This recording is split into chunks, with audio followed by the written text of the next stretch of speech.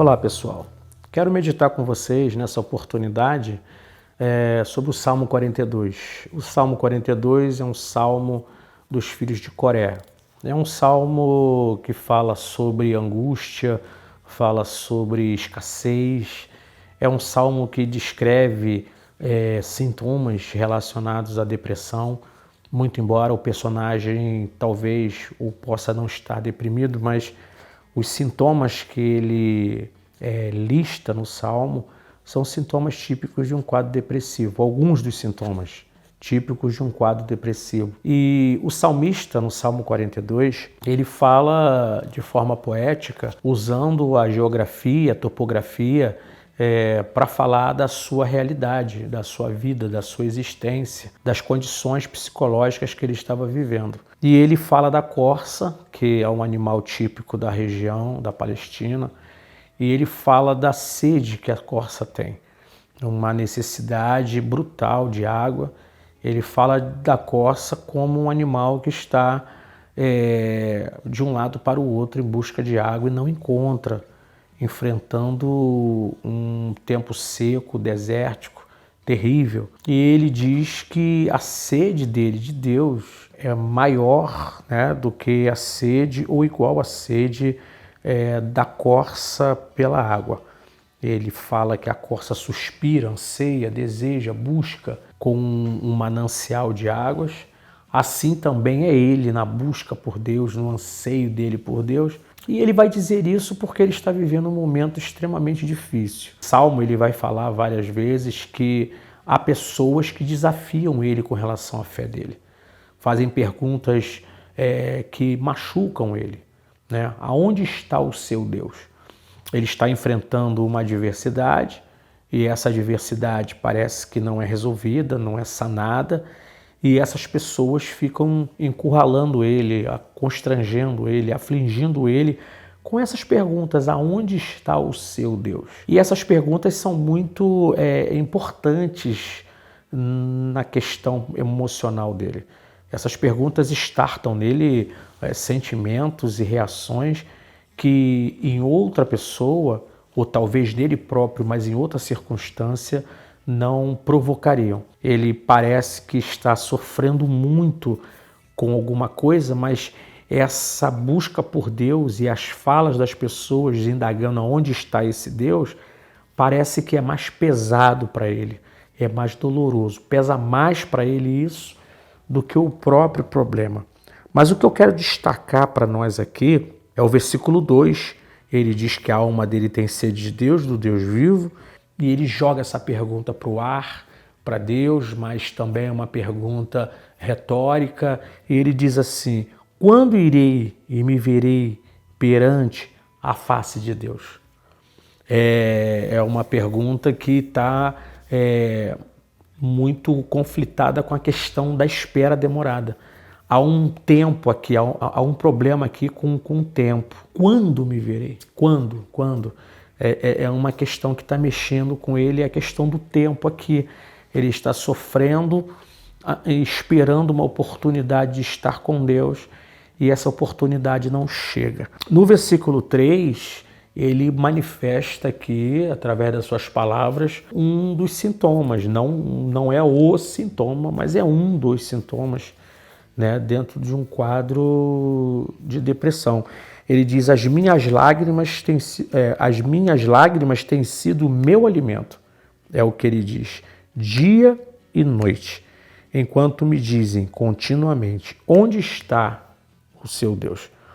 Então ele diz que ele tem chorado dia e noite, uma manifestação de choro que vem acontecendo de uma forma rotineira, de uma forma velada. Ele vem chorando de dia e de noite.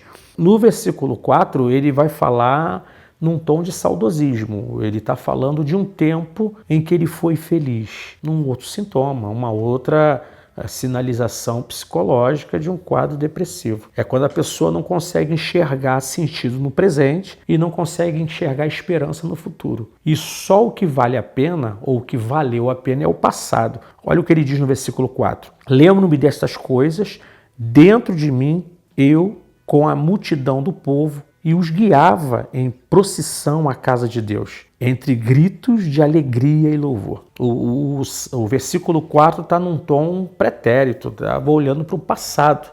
E ele está vivendo uma realidade em que o presente para ele não faz sentido. O presente para ele não tem sabor, não tem gosto, não tem alegria, não tem prazer. E o futuro praticamente não existe. É uma incógnita o futuro dele. Então a única alegria que ele sente, ou a única razão de sentido que ele enxerga, é o passado, porque lá ele diz que ele foi feliz. Era quando ele ia para o templo. E o que parece é que ele está numa situação em que ele não pode ir para o templo, ele não pode adorar, ele está em algum lugar, em alguma circunstância, que ele não pode sair para ir para o templo. Depois ele fala no versículo 5 um sintoma do abatimento. Ele diz assim: por que estás abatida, ó minha alma? E a palavra abatida no texto original é estar encurvado, arriado. É o que ele está dizendo. Ele por dentro está encurvado, está arriado, prostrado. E é um dos sintomas também do quadro depressivo. Uma desmotivação, uma falta de energia emocional, uma perspectiva, uma maneira de pensar inclinada para baixo. É um sentimento que está sempre descendo, sempre desabando e indo para o fundo. É o que ele está dizendo aqui. Por que estás abatida? No versículo 7, ele diz que um abismo chama outro abismo. Ele está olhando para a topografia de Israel e está pensando, ou está vendo, ou está lembrando da queda das águas do rio Jordão lá no seu nascedouro, né? Aquelas cascatas, aquelas quedas d'água, e ele está dizendo o seguinte: eu estou vivendo um tempo na minha vida em que parece que eu estou despencando, caindo de uma forma violenta e ininterrupta, né? Porque ele diz assim: um abismo chama outro abismo, ao fragor das tuas catadupas, todas as tuas ondas e vagas passam sobre mim. Ele está falando que a vida dele é como se fosse uma queda sem fim. Ele diz que é como se ele estivesse dentro de um condutor, de um cano, descendo por esse cano sem que haja esperança para ele. Além disso, ele fala também que tem ondas sobre ele. É como se ele estivesse tomando um caldo, como se ele estivesse sendo afogado, como se as águas tivessem, águas emocionais, o sofrimento, a luta, tivesse submergindo ele, tirando dele a condição de respirar. É uma vida em que ele está sufocado. É a sensação que dá quando a gente está sofrendo com algum tipo de transtorno emocional. E ele vai dizer que parece que Deus evaporou, sumiu, parece que Deus virou as costas e saiu do universo, foi embora. Mas o que eu queria destacar aqui para a gente terminar é a capacidade que ele tem de conversar consigo mesmo. No texto você não tem profeta, no texto você não tem pregador, no texto você não tem ninguém falando em nome de Deus para ele. Não há uma intervenção profética no texto. O que existe é uma oração. É uma oração e não há sobrenatural aqui. Ele não sente arrepio, ele não está sentindo a influência de ninguém, nem de nada. É uma oração sem resposta no texto.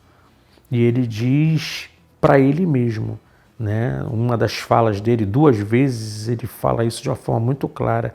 Por que estás abatida, ó minha alma? Um diálogo consigo mesmo, uma conversa consigo mesmo. E eu quero crer que essa fala dele com ele foi audível.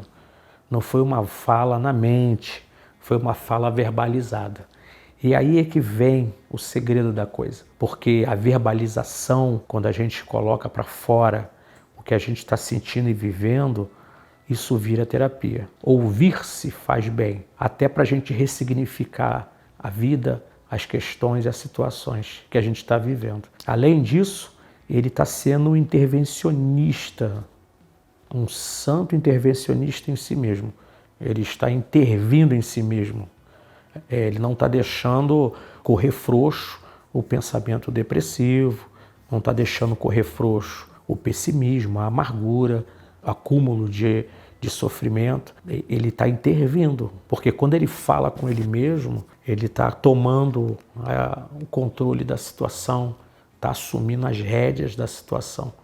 Ele está fazendo uma intervenção nele mesmo. E o interessante é que a fala dele é uma fala de afeto com ele mesmo, é uma fala de carinho com ele mesmo.